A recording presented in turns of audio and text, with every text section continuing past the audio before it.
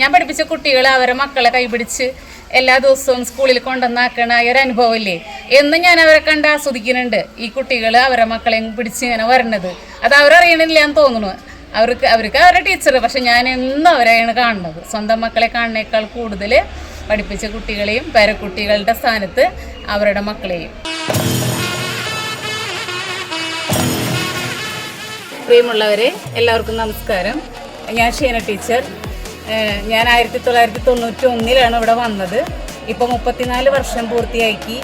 ഈ ശതാബ്ദി ആഘോഷത്തോടനുബന്ധിച്ച് ഇവിടെ നിന്നും പടിയിറങ്ങുകയാണ്.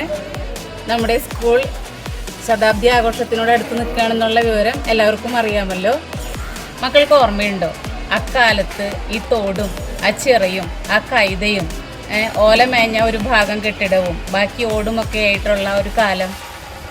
സൂര്യപ്രകാശങ്ങൾ അതിലൂടെ കടന്നു വരുമ്പോൾ സ്ലേറ്റുകളിൽ കോഴിമുട്ട എവിടെ ഇരിക്കണമെന്ന് നോക്കി ഇങ്ങനെ ആ സ്ലേറ്റ് നീക്കി കളിച്ചിരുന്നത് നിങ്ങളെ എനിക്ക് ഇപ്പോഴും ഓർമ്മയുണ്ട്. ഇവിടുത്തെ എല്ലാ അധ്യാപകരും, അന്നത്തെ അധ്യാപകർ സ്വന്തം മക്കളെ നോക്കിയിരുന്ന പോലെ തന്നെ എൻ്റെ കുട്ടികളെയും, അതേപോലെ തന്നെ എൻ്റെ കുട്ടികൾക്ക് മൂത്ത കുട്ടികൾ അവരെ അനിയത്തിമാരായി കൊണ്ടുവരുന്നൊരു കാലവും ടീച്ചർക്ക് മറക്കാനാവില്ല.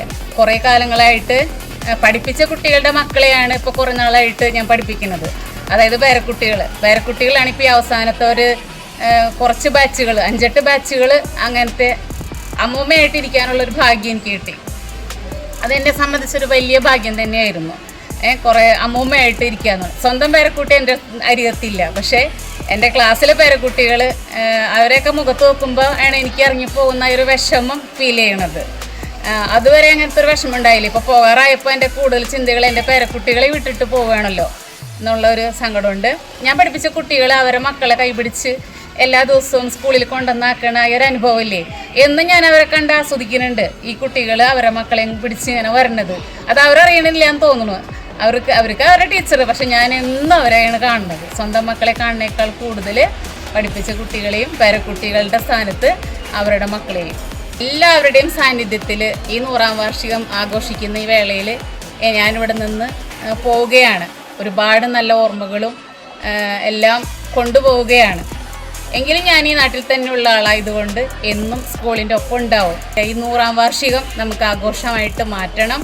എല്ലാവരുടെയും സ്നേഹവും സഹകരണവും എല്ലാം ഉണ്ടാവുമെന്ന് വിശ്വസിക്കുന്നു. എല്ലാവരെയും ആ വേദിയിൽ ഞാനും കൂടി ഇറങ്ങിപ്പോകുന്ന ആ അവസരത്തിൽ ഈ വാർഷികത്തിന് നമുക്ക് കാണാൻ പറ്റുന്നവരൊക്കെ ഒന്ന് കാണണം, വരണം.